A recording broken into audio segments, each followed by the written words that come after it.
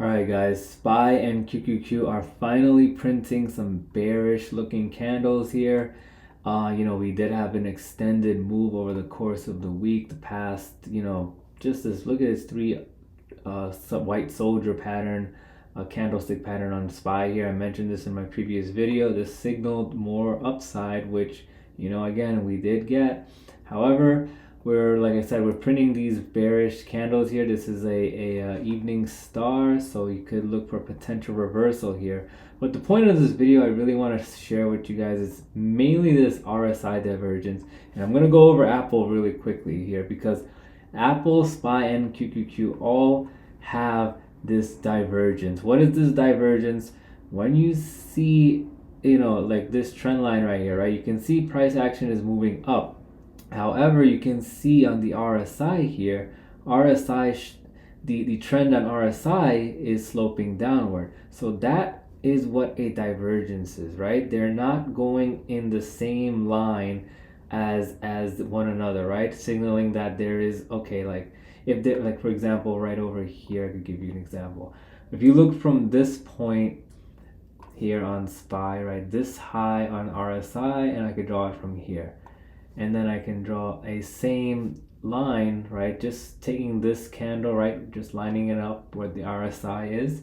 And then I draw it from right there where I just ended that line, right? So you can see from here to here, RSI follows the price action on SPY. So that means that there is no divergence. That means that there is no like funny business going on. But, and you see something like this on SPY and QQQ, especially when it's overbought. Look at RSI just really hot right now. Like over here, look what happened when it got really hot over here and then it pulled back for a few days. So right now, SPY and QQQ are in overbought territory with a divergence. We could see a pullback coming. Again, we just had Jerome Powell speak today, Tuesday, July 9th, and tomorrow he's going to speak again. He's speaking 2 days in a row. Tomorrow he's going to be speaking in front of the House. And again, he's just very neutral with what he's saying, so not really making too much of an impact in terms of the market direction. But the main data this week is going to be CPI. That's Thursday, and then PPI is going to be on Friday. So especially probably PPI is going to be a big one this Friday. But as of right now, this is setting up for a potential reversal. Like just from a technical standpoint, I really don't think that if this continues to go up from here, and again, this could get some more room to even get more overbought here on the RSI. But unless that happens, right, that could potentially just invalidate this. Well, not necessarily invalidated, but again, it's still overbought.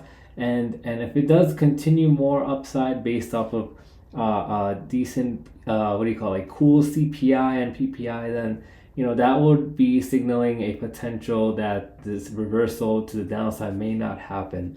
But unless that happens, I really don't think that the upside is going to be that much more likely than the downside as of right now. Like I could show you Apple here. Again, very similar to SPY and QQQ with the divergence. Look at that uptrend, the trend line going up from here, and then the downward trend line going from RSI to down here. Again, very similar, right? This is again just, what this means is, again, there could be potential for artificially moving the price up.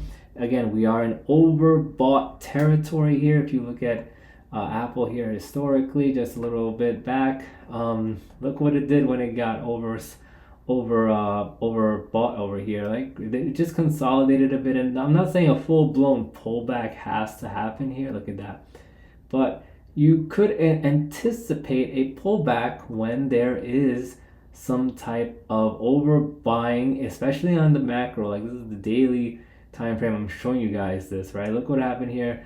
Few days of sideways and a pullback, but it doesn't get a major pullback, right? It just gets a correction, and then you have a healthy, pullback, and then it continues upward. Again, very similarly right now, it's setting up again, from a candlestick perspective, it's looking bullish, right? You created a new high today, new high, new high. So this is again signaling that it wants to continue up. Apple did close end of day with a cup and handle type of look here. If you can see it on the much shorter time frame, 5 minute here, like all day it was in this pennant like structure and it was just going chop the whole way until the very end of the day. You saw the volume start coming in here, and then it just straight shot up.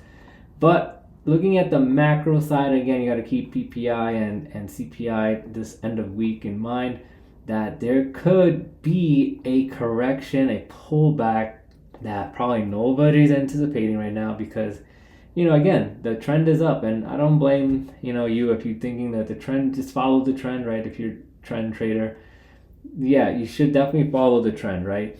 However, there are telltale signs sometimes that, you should be looking out for when it comes to market changes, potential reversal that could happen, right? So you want to be prepared for these types of things. Again, for Apple here, I want to see if there's going to be a pullback. I want Apple to pull back towards this 223 level here. Why this 223? Basically 223 to 220-ish is basically where it broke out from over here.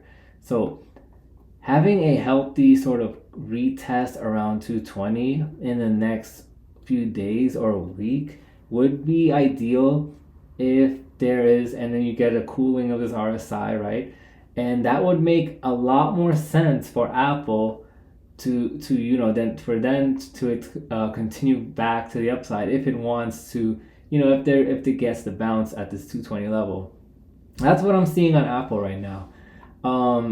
Again, it could just continue up, and an RSI will just continue to be overbought for next few days or week or whatever. And then, I can show you the weekly here. The weekly is also very overbought. Like, in my opinion, I really think there should be a downside. But again, sometimes RSI can just linger overbought for a few days, and at the end of the day it's just an indicator, so take it for what it is, again, the grain of salt or whatever. But I think, again, with this upcoming week, we could see a pullback in the market, and if there is a pullback in the market, just be ready for it. For SPY downside levels, as low as 550, there was a trend line here that I drew. Let me see if I can no, it's probably okay. Yeah, I probably deleted it. But for a pullback on SPY, what would make the most sense is, again, this 550 level could get tested, right? This is where it broke out from. This you can look at it, right, like a cup and handle look, right? You can see the cup, and then this is the handle breakout.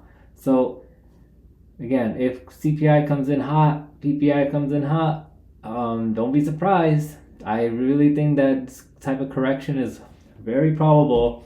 But again, sometimes in order for RSI to even cool down, you could have consolidation. So if there's consolidation, you don't really get that much of a pullback here, then that could give the market a bit of a chance to cool down a bit after this insane hot streak it's been on.